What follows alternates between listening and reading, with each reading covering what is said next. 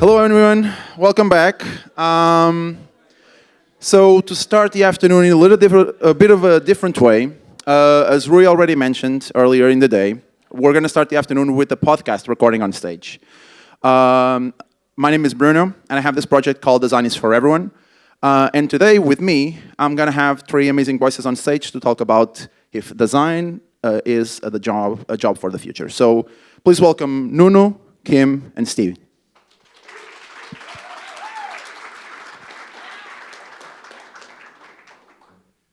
Sorry, we had a specific order that we had to sit in, right? So it's not that I'm being weird or awkward. But I feel like we completely already screwed up the order. Okay. I'm going to go to the middle. Okay. Okay. And I'm going to do the very professional thing of looking at notes because I always forget what I write about. So sorry about that. So we're just going to start a little bit like asking you guys to present a little bit about yourselves. And I just want everyone to know a little bit, and this is also for the podcast audience, of course, they are not here today to listen to this. Talk about a little bit of yourself and say your name, what you do, and how long have you been working on design. So Steve, if you want to start. Oh, sure. So my name is Steve Gates. I have, for those of you who stick around, you'll hear all this in my talk again later, so you can lip sync along. I've been a designer literally my entire life. My dad was a creative director. I've got some really fun photos of me at like 2 years old on the letterpress that used to be in my parents' basement. I've worked in agencies, I've worked in in-house, I've worked at a consultancy, I've worked all over the place. Right now, I'm the founder of an independent design and strategy studio called Crazy, and the host of a podcast that's been around for 7 years called The Crazy One. Nuno? I'm Portuguese, so I'm local, kind of. But I've been designer all my life. I'm design training. I have over 25 years now that I did my first commercial project, and I did a lot of different things, from interactive for interior design, and now focused on product design, digital product design, for the past 10 years in different companies all over the place. Kim? Hi, my name's Kim Tang. Unlike these two, I haven't been designing since I came out the womb. I think I was about 15 when my parents, they owned a restaurant and they couldn't afford to get printed menus done like professionally, so I was their like menu designer, and I used an obscene amount of word art in those menus. They were the best clients ever, got 0 iterations, but yeah, that's kind of how I got into design. And currently I run a design studio called Design for Good Club, where I design and build websites for sustainable and positive impact brands. And my name is Bruno. I'm a lead designer on a brand team, but also a community organizer. I've been designing, also started a little bit like you, but for a textile factory that my parents had. So I actually started with textile patterns, which is a really weird thing to learn as the first thing that you learn to design. But it's cool, like the technology around it is cool. And yeah, I've been doing it for about 12 years now.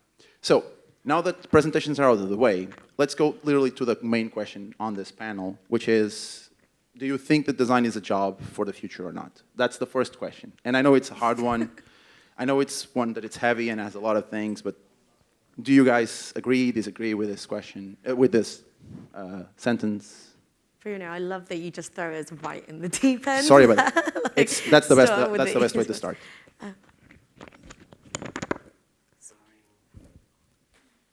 Okay. Uh-oh. Technical. It's okay. Okay. Is design a job of the future? I mean, we've been designing like for decades, years, eras. Like I think we'll always have design. Like even our ancient ancestors, Neanderthals, they were using tools to design. Like design is essentially like our way of solving problems. And I don't think problems are going to go away. If anything, we probably have more problems to deal with right now. We've got problems with the climate crisis that need solving. And while the tools might change, we're seeing more AI, we're seeing Web3 come onto the scene. That doesn't mean that there's no place for design to continue solving those. You guys have any opinions? No? I knew I was going to get it next. I mean, look, I think design is a really big word, right? I think design can mean a lot of different things. I talk to so many companies, I talk to so many designers, I talk to so many things like that. I think it depends on, like I said, how we define it. I think if we mean design as in the execution of making things pretty, that struggled, because I mean, look, I'll just be honest, like I've worked with hundreds of companies. I think most companies don't give a shit about design. I don't think they value it. I think that they understand why things need to look good, but they almost none of them see the business value in it, right? I think every single company in the world sees value in creativity. And so I think that, because to me, like change is the constant, right? We're gonna be here next year talking about a different set of tools, and the year after that, a different set of tools, right? Like change is the constant. But look, I think as an industry, we're at a place where if design is gonna be a job of the future, honestly, we need to grow up, right? Like we need to understand that as designers, we're in the consequence business, right? We're no longer, like we're technologists, we're no longer in the make it pretty business. I just look at some of the most popular experiences out there, right? Like everybody loved Pokemon Go. Pokemon Go got kids killed, right? It sent them onto private lands and got shot. The #1, like fastest growing plastic surgery right now treats a thing called Snapchat dysmorphia, which means people get surgeries to look like the photo filters that they have on social media, right? Like screen addiction, like what we are doing, and we hide this in phrases like gamification and other stuff like that. So I'm like, for me, it's not, the design is the job of now and the future, and it's always been. But I think it's just, we need to, like, I think a lot of times we tend to complain that we aren't taken seriously, but we don't like to have conversations around design ethics. We don't like to talk about the impact of what we do. We don't need, like, there's a lot of that stuff where we're talking about at lunch. Like, I think, there's a lot of reasons why crypto went where it did, but a lot of it was because designers ran around and every company in the world had a useless cryptocurrency and NFT that nobody gave a shit about, right? And I think it's just, these are harder conversations beyond just the tools. And so I think because look, I still believe we have more opportunity as designers now than we've had since the Industrial Revolution. We can change companies, we can change industries, we can change entire economic models. How we engage with that though and how we think about ourselves needs to be real different. So follow that. That's the problem when you look I don't have anything to add to that. Not at all. Exactly what I think. Like we've spoke about this a little bit, so it's exactly that. Okay, cool. But that immediately brings us to, okay, the paradigm shifts around what design is. It shifted from when we started till now, for sure, because every year, it's not the tools, it's the conversations that change about the importance of our work, the type of work that we do. If we look at all of that, what do you think, for example, if in the next 5 to 10 years are going to be essential things for designers to know or talk about? You already talked about some of them, and I completely agree, stuff like ethics, looking at the consequences of our work, but you guys see something else coming out the way or like some sort of qualities that are expected out of a designer in the future? I know, also a heavy question, but. I don't want to go first on this one. It always evolves with time, with tools. Like if you see why we are here, it didn't exist in 30 years ago. 40 years ago, no one would be a product designer for digital. There were no digital things. Everything was analog back then.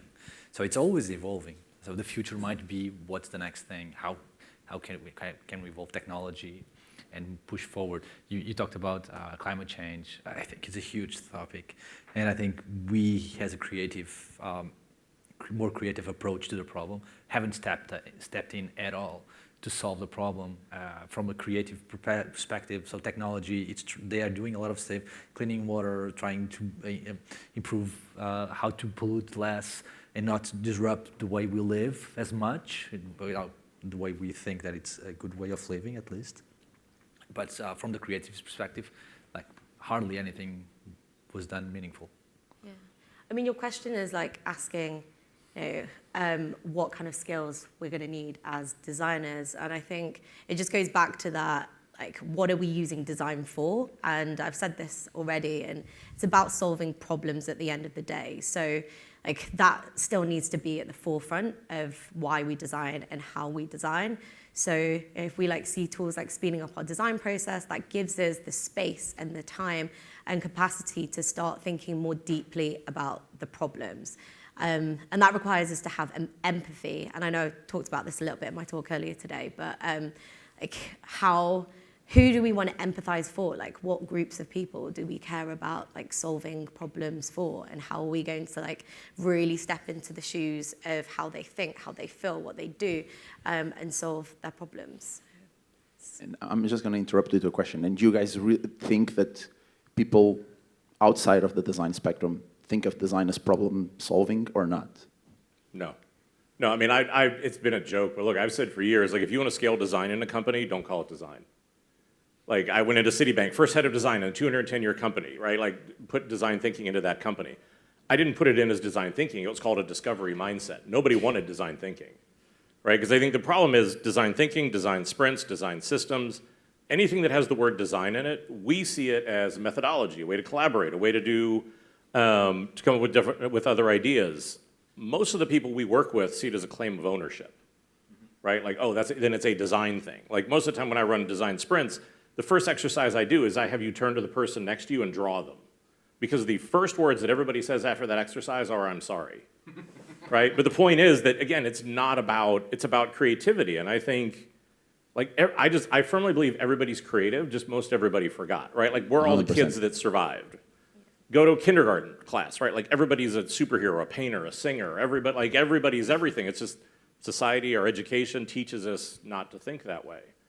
And so, again, I think you have to remind people of that, right? Make them comfortable again being uncomfortable. But I think, like I said, design is such a broad and sometimes divisive word that people, because I think even when you identify yourself as a designer, people like to put you in a box as an executor, right? Make it pretty.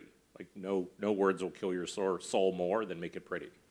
So I think it's just how do we either take the power back in that word or define it differently or understand that not everybody else sees it the way that we do.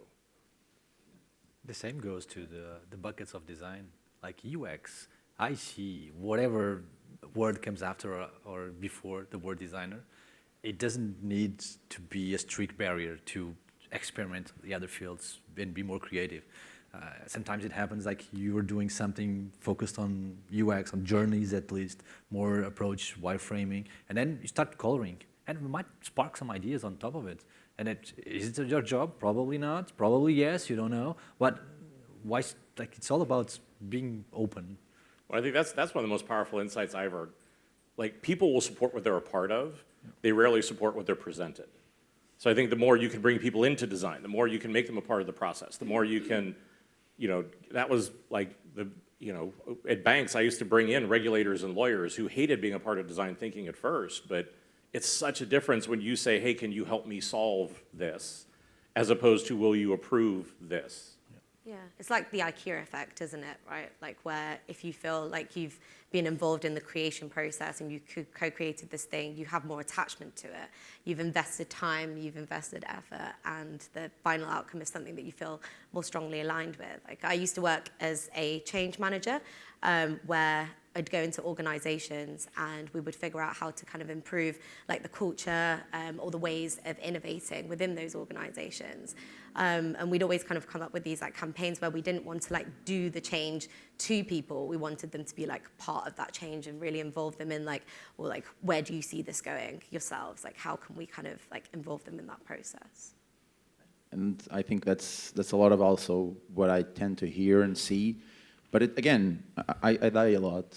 My heart like shrinks every time I hear "make it pretty," which is still a lot because unfortunately I'm a brand designer. On that sense, that's basically my day to day, and I don't like to look at brands as. We'll form a support group after this when we have drinks. Okay, thank you very much. Okay, but we're talking about it in a way that many times people don't talk about it, right? Like we're bringing design to the conversation in the sense of defining what design is. But let's go and do a step back and into the spaces where design operates. Today we heard about AI and Web3 and new technologies in the future. Do you feel like any of these new spaces and technologies will be more relevant to the evolution of how we act as designers in the near future or not?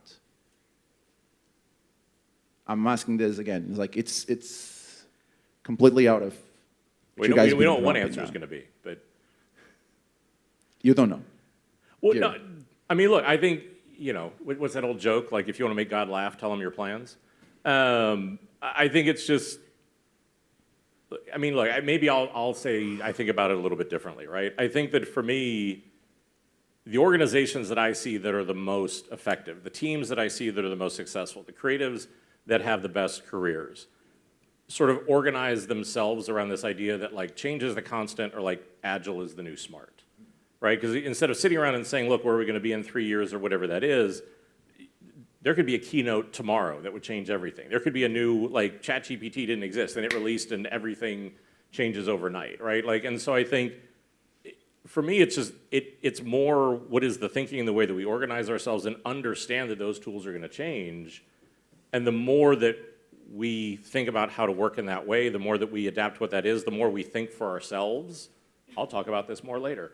To understand, is there really value there, right? Like, is there value for our clients or what we're doing or those sort of things? I think that is the best way to understand sort of how to leverage those technologies. Like, because again, that's my sincerest hope is that like people walk away from this inspired but think for themselves, all right? Like just because we're 3 feet higher up in the air doesn't mean we're any smarter than anybody else, right? And I think it's that ability to go home and try it for yourself, see what you think, figure out how does it work for you, do that sort of stuff, because I think as an industry, we just have that real bad habit of just running to what everybody tells us is the next big thing. So I think that's partially why I don't like to answer that by saying this is what it is, because I'm afraid that then people are going to go and not think for themselves. But I think you answered anyways. I think the next big thing that should already be the thing is change. Well, I mean, but my bigger hope is the next big thing is whatever we create, right? Because I can't tell you how many companies I work with. They say, we want to be the next Google, and it's like, you're already fucked, right? Like, Google's already taken. Like, sorry, I hate to break it to you. Like, they already did that, right? Like, so how about if we look at you guys being the first version of you instead of being the second version of them? I can't say it any better. So. You guys have any other top ideas, things that you like to add? Yeah, I guess you've touched upon this idea of like adaptability, right? And I think that's probably like a second like skill that you sort of need to be equipped for, as well as having empathy. Like I think it's been mentioned a number of times already today that like Figma didn't even exist like 7 years ago. And these tools are going to keep on changing. So it's not about the tools, it's about like how you kind of approach design and approach these, like I keep on saying the word problems, I know, but that really kind of is what design is about. Yeah, I don't know if you've got anything to... It's always the value that you bring to the table. And from the creative perspective, you need to know where you can add value to a company, to a product. And that's the main value for design, what we are here for, either for today or for the future. We will always be here. So it's a future job, we'll always be. Not the same way that we are right now, probably weren't the past differently. The future might be different based on the tools. But you need to experiment, you need to try. You need to get yourself out there and experiment and try new stuff. I don't know any good designer that sits on the couch without staying all day, without testing new tools, learning process. It's a constant learning that you want to always find the next thing. Well, let me try this. Can I do it differently? Can I test it? Can I do that? And I think it's more on the attitude of the individual that can make the difference in the long run, and we all together can make that difference. But being a designer, and I think for the youngsters that might be listening to this, it's always keep trying and find a new thing, find inspiration where it shouldn't be there, but find it there and try to overcome, try to apply that to a product that you're doing. Might be in a door, a car, or a plane, whatever, but you can apply that to any digital product that you have, because it's a good idea. Even Figma, it's a tool, but it still lacks a lot of humanity. You want to try something different. How many times I wanted to try something that, I can do this on CSS and HTML, and Figma doesn't do it, because now there's always some barriers on the tools that, and then you cannot shape your work based on the tools. You need to try to overcome those barriers and follow your idea, and for the outcome to be what you ideate to be. But I'd also say I think it's something in the conversations I've had with both of you that I love and admire about both of you, I think it's like work on something you love, right? Because I think it's 2 sentences in and talking with either one of you, right? Like helping companies that are doing good and really like this is the future, what finance should be. Like I don't undersell like the passion of what it is to really believe in something, because I think like for me, if you want to go make a dent in the universe or do whatever it is, right? Like you model the behavior you want to see, you don't criticize the behavior you don't. Yeah, what's right? the phrase? Don't throw stones at glass houses. Glass house, right? Yeah. But I think, but that's the other part of it, right? Like, because I mean, I spent years in jobs that made no sense to people until then. And then when it worked, everybody knew it all along, right? But I think to right, worked my whole life to be an overnight success. No, but it's hysterical, right? I worked a job for 3 years, and everybody's like, "You're gonna end your career. You're doing it wrong." And then, like, we're in the first Apple keynote, and they're like, "Are you hiring?" It's like, "Right, go away." It's, but look, but part of that is, look, I think, but a lot of it is whenever we sit up, we can sit up here on stage and talk about that stuff. But I think it's important to not just do things that you love, but it's also to realize success is a concept that only exists in hindsight, right? Like after it happens. When you're doing something different, whenever you believe in something, whenever you're working on that, whenever you're doing it, it feels like you're risking a lot. You're doing something different. You don't know if it's going to work, right? It's only after it works and it happens, then everybody goes, "Oh, you were really smart."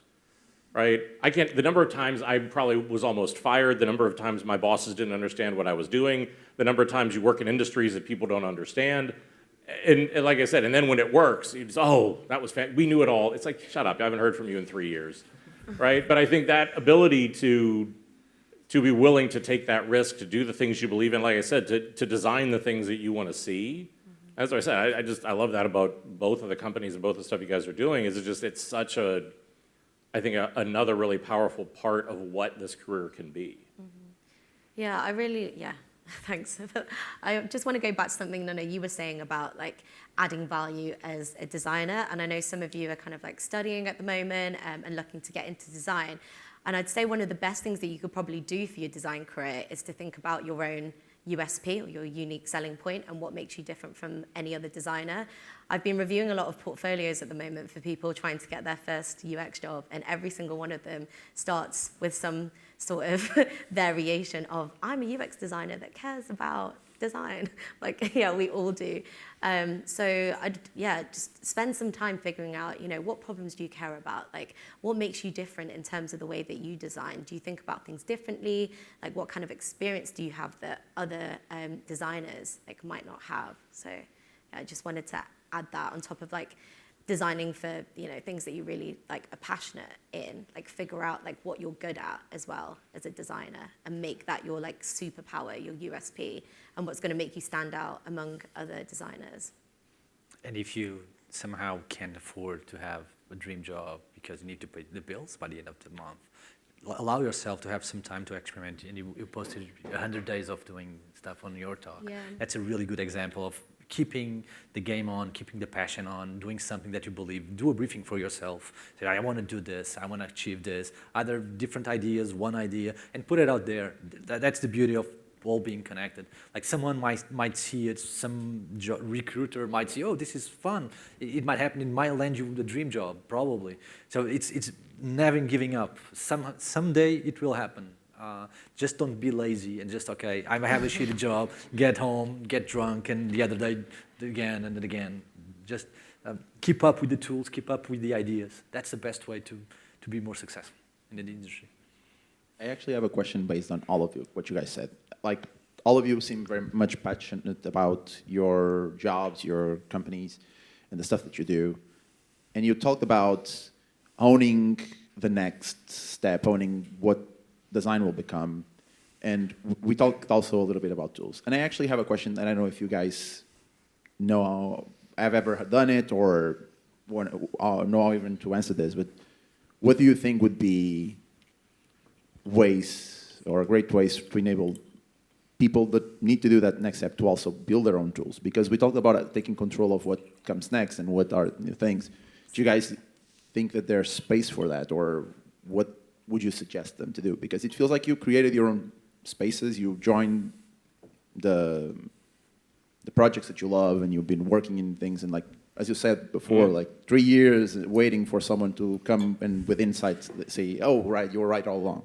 Like, Yeah, but don't be wrong. I did so many shitty jobs. of course, That's part of it too, right? that's part of it. Yeah. I mean, I think that, don't judge the destination by the journey. Look, I mean, there's a number of funds that I participate in that I because I want to see more design-led founders. But to me, it's like see, again, I always get a little leery with this question, because I just, look, there's not a right way to do it, right? It's like more designers get screwed up because they think there's a right way to build your career. There's not.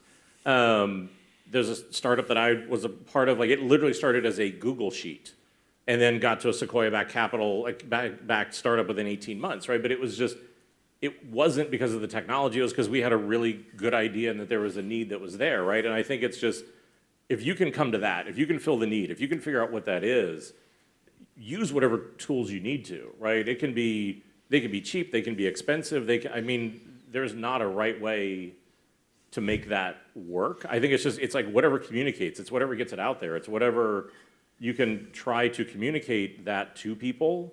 And like I said, and I think it's also, there is nothing better, I think, as a creative, as a learning experience than building something and showing it to people, right? Because I think, like, if you want to have the most humbling experience of your career, it's like, the button is huge and it's red and it's this big, why is nobody clicking on it? And you're like, it says click me, what the? But that's the thing, right? Is I think it's just, it's learning those skills of communicating, of not being precious with your design, of being able to try new things, of getting uncomfortable. And again, I think that's the beauty of what we do, is you can say, hey, there's that problem there that nobody solved, right? We were talking about this with crypto. Like, crypto is just a bunch of like misfits who got together and were like, banking should be different. And again, I think that's the beauty of where then we can go do something about it. And that's always the thing that you learn over time when you're a youngster. Like I was talking with a friend that has a bunch of interns, and he was pissed because they presented 10 variations of some idea. And why don't they get this right? Because they are learning. It's a learning process. They don't have the trust in themselves to present one or two good ideas. I just do one, two at this point, and one of them might be right. I don't need 10 different. I might do 10 different, but it's for myself. It's the process. So each one of us, and it's always growing with age and with experience. So it's perfectly normal that a kid will do 10 different ideas and be unsure, which one? How can I choose? If it is green, red, bigger, bolder. And probably more senior designers will come, okay, there's couple ideas just to say that I don't have just one. Okay, that's two. Okay, pick one. That's the best advice I ever got, was somebody said leadership is just your ability to be the most confident, uncertain person. Exactly. Yeah. Right? It's like, yeah, anybody who tells you they have it figured out is lying. That never happens. And actually, one thing that I've noticed, which kind of falls in line with that type of comment, is like us as an industry focusing so much on the stuff that we as more seniors have learned, and some of those people like have learned to do the job like that, and they go out into the world and they sell the ways of work like that. And then if a junior doesn't make it, for them it's like, oh, you guys are wrong. They're learning. They're changing their ways. They're still understanding how is their path to get there, right? Yeah. Most leaders I coach, it's just all I'm doing is teaching them to shut up. Like, it's just because that's the problem, right? Is that we can give the same question to everybody here. Everybody come back with an answer, and it all can be right, right? You need to see that as the beauty and the opportunity, not as I just like want it to be what I want it to be. I can't remember which CEO it was, but someone was doing like a case study about like their way of leading. And this CEO will go to all the meetings that he's invited to and won't say a word. He just like lies on the floor and listens. And everyone's like, what the heck are you doing? But like his approach is all about just like taking in everything that he needs to know. Like he's the last person that like needs to be talking. Like he's learning from everyone around him that he hired to fill the gaps in like his role. So yeah. I had a manager who said like building a great team is making yourself unnecessary, because that means that you actually found the people that were great at the job that you were looking for to support you, and then you're there sometimes to a point where your leadership is no longer needed. If you manage to do that, then you were the best leader they could ever have, because they are now set to go and do their job. So I think that always comes along the way when we talk about like even not just different levels of career, but also understanding like different personalities, different values that everyone can bring to the table, which is also a lot of the part around leadership, especially in design fields where we still struggle a lot with leadership, because I talked about this a while ago, and it comes to the point where many design leaders are not design leaders by choice. It's because our career paths are so ill-defined that they pick up the most senior person and put it leading a team, and then don't expect them to become a leader from night to day. and don't understand if they actually fit the model of the job, or they don't help him understand or help her understand that that's the case. And I think it's also affected us as an industry a lot, because it created a lot of people that are put on the spot to be there to lead others or to be in that position, and actually they are not at all ready for that. I don't know if you guys agree or not, but at least for me, it's been my experience with a lot of colleagues and coworkers. Yeah, I mean, look, I have thoughts. No, I mean, this is one of the, I'd started whole teams about this, right? Because I think that, and I think it's the company's fault, right? Because just because you're good at executing or you get up to the point of leadership doesn't mean you actually have the skills to be a leader, right? Just because what goes into being a good designer, being a good writer, being a good coder, whatever it is, takes one set of skills. Being a leader takes a completely different set of skills. And that most companies do leadership by happenstance, right? Which means, oh, you're the best designer, you're the most senior person, you should be a good leader. We have wrecked more people, we've caused more mental health damage, we have done, because we put people in these roles and then gaslight them, basically, right? Like, no, you just need to work harder, you're gonna be a better leader. We're not giving you any of the training, we're not giving you any of the support, we're not giving you any of the mentoring that you need, but just work harder and then you'll be better. And I just think that it's such a problem where, especially whenever you're leading creative, where there's not a right answer, right? Like for us, 2 + 2 isn't 4, it's like burnt sienna. It just doesn't, and so I think, there's an entire generation of leaders that have never seen what good leadership look like, right? They've never seen what it can be inside of creative fields to be able to do that sort of stuff. And I think we really have to understand that it is a different set of skills around psychology and sociology, and support people in getting them ready for those roles, not gaslighting them into saying, oh, you've been here the longest, so you should be the leader, and then why are you not good at it? Because again, I think it's just that there's a lot around those sort of things, but I think we also, for our side, also need to understand that problem and demand that support, demand that training, like to be able to say, look, you are not setting me up to be successful, and show up as an equal in that conversation, because I think, again, that's a big part of what's going on, is just the couple people who do it. And again, I think social media is just bullshit on this, because everybody's tall and smart and good looking and they had all the answers, and I know the people who say that and they don't. But I think it's just, we get in this trap where we compare our insides to everybody else's outsides. And that we're never going to win that comparison. And I think, that's why I will argue, I don't think leaders have more imposter syndrome than anybody. Because your bosses want results, your team wants answers, you're not networking as much because you have the big job, right? Like you feel like you should have all the answers that are there. I don't know why I don't. And so again, that's why I said there's this sort of lost generation of people that just don't know how to say, look, I don't know that I know what I'm doing, and because so much of it's faking it anyway.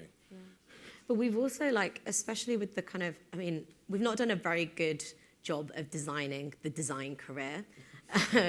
We've ended up at a point now where you've got UX/product designer roles where we're just expected to do everything from UX research to UX design, information architecture, UI design, prototyping, animation, the whole freaking lot. When I first started in design, there was still a bit of a split. You were either a UX designer or a UI designer, and you could sort of specialize.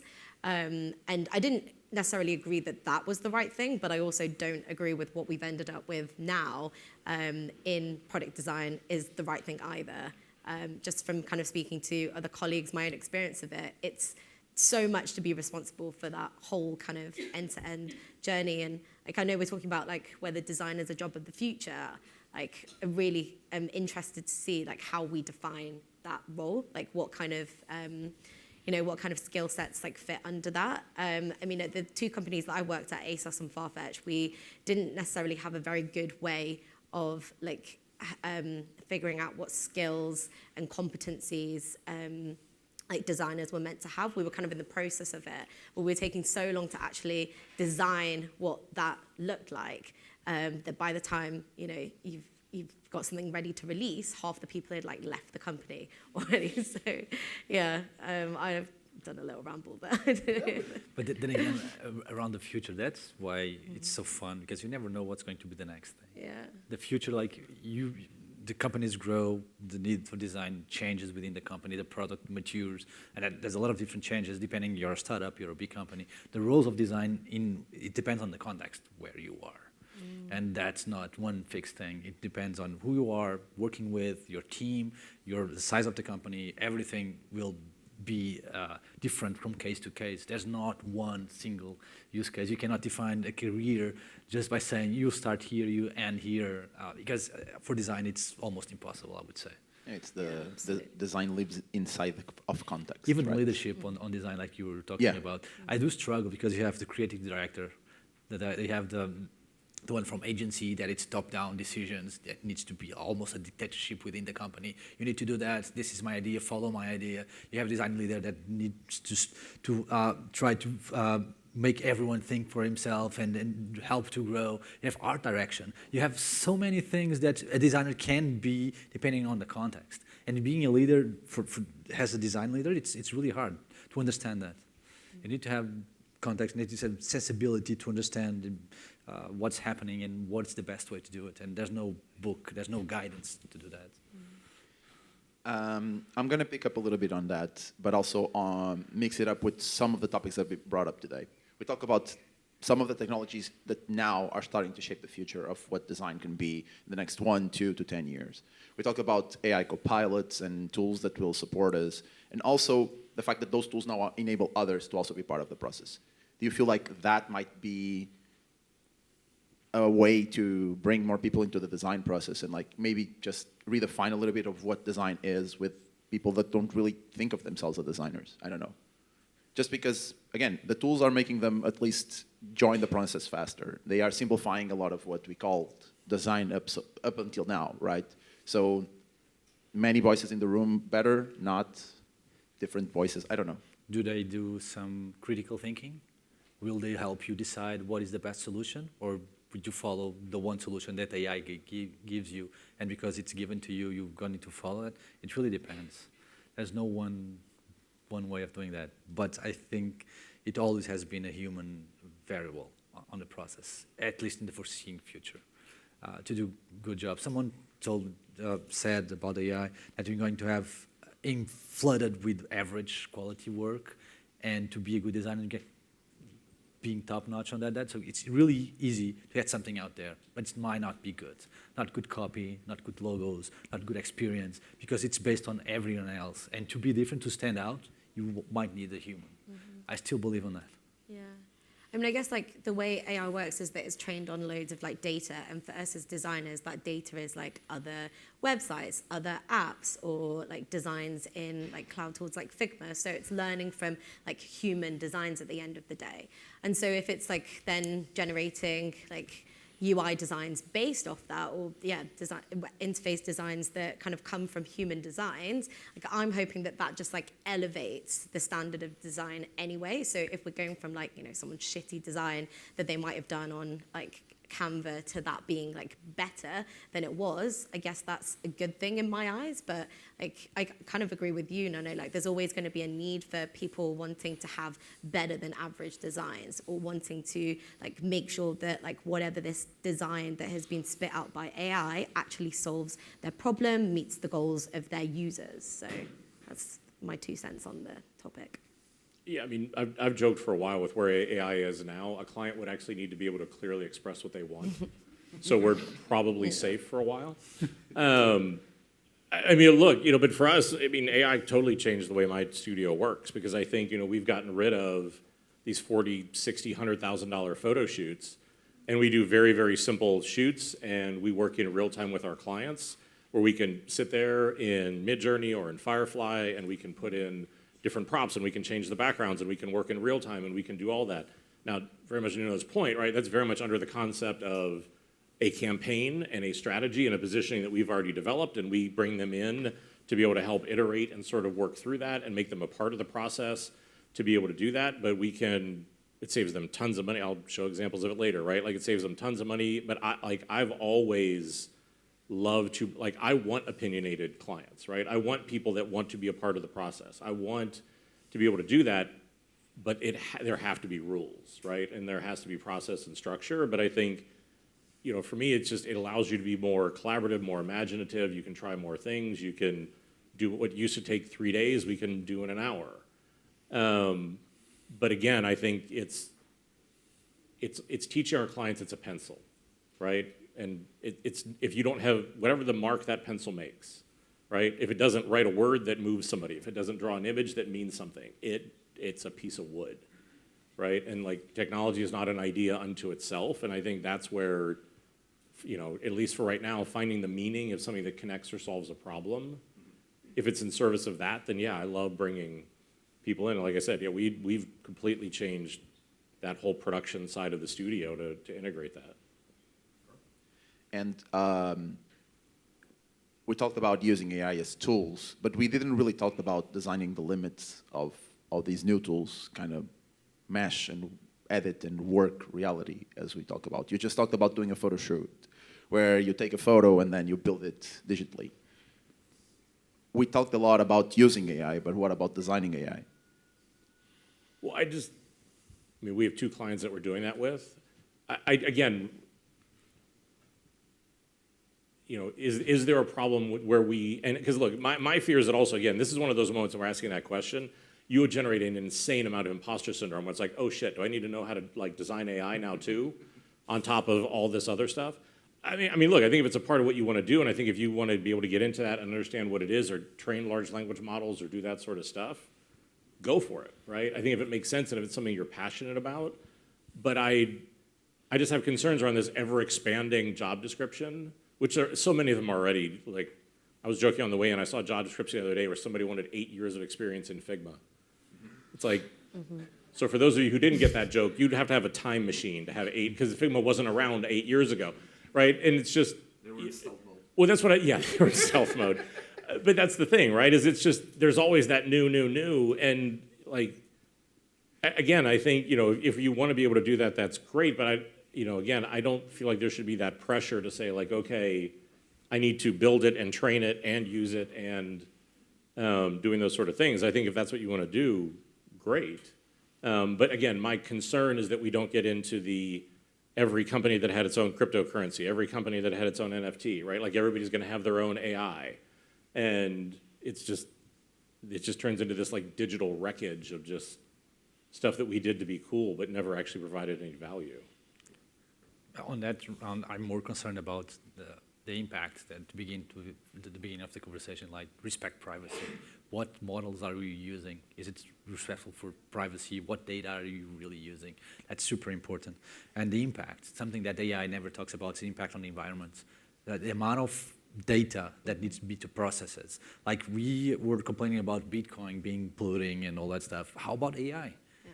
Like you can imagine, like I think for a Google search, it's equivalent of a light bulb being open for 4 minutes or whatever, for each Google search. It's equivalent of having your light. So imagine how many Google searches you do a day and the impact that has on the environment, because it's really hurting the environment as well. Because the amount of power that it needed to process all those models, it's huge. So that's something to think about when thinking about AI as well. Yeah, I think the privacy concern is pretty real, and I don't know if we're all like fully kind of, capable of sort of comprehending like how much data in some situations we're giving up. Like I came across this tool the other day which said that you could like calculate the compatibility that you had with your ex based on giving this AI tool all of your WhatsApp messages that you had with this person. And I was like, who in their right mind would do that? And then I looked further down the landing page and it was like all these people saying, yes, use this tool, amazing, like recognize all the red flags. I was like, you literally, I mean, they could be lying, but I'm sure there are people that just like gave away all that data. And I think part of our roles as designers is thinking about those like points at which we need to like help our users understand the consequences of the actions that they might be taking with new technology. So not just with AI, but especially in the kind of, you work in the Web3 world where, blockchain is particularly like inaccessible to us in terms of like the terminology that's used. Yeah, I think it's really important that we think about how we educate end users through our design process on the technology that we're using.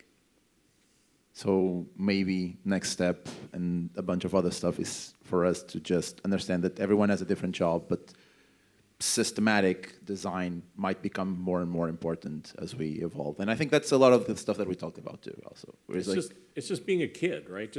Yeah. Just ask why before you do it. Yeah. Right? play Like, with why- everything. Well, it's just, but that's why I said, it's just, yeah, just because you can doesn't mean you should. And I think especially that's why I said, well, that's why for me it goes back to like we're in the consequence business, because this isn't just like, let's create a cool image, right? Like this is people's medical data or personal information. This is starting to deal with technology that's a lot more serious and can have much bigger consequences than, and that's why I said, I think that's the problem, is a lot of cases we create these things and then seem to like to divorce ourselves from the impact. Right? It's just like, well, image filters were great because they made everybody look good. Well, no, there's a real problem there, right? And I think that's where like so many of the teams I work with, I encourage them now to do like pre-mortems, which is like before you build a thing, sit down and say, why are we building this? What is the possible harm this could do? How do we think through what the impact of this could be? Who are the people that could be affected? How do we get other perspectives on what that is? And look at that before we launch it, right? I was joking before, everybody always does that, like move fast and break things. It's like everybody who actually knows the history of Facebook knows that poster got covered up 2 weeks later with a poster that said, slow down and fix your shit, right? So it's just like, I admire the spirit of it, but there's a reality there. And I think that's all the time we have also. So there was a lot of topics touched. There was a lot of ideas shared. I hope that this helps at least people look at the job that you guys are getting into in the next few years a little bit differently, and maybe just go outside and build things and build your own next job role, basically. I guess that's it. Thank you. Thank you.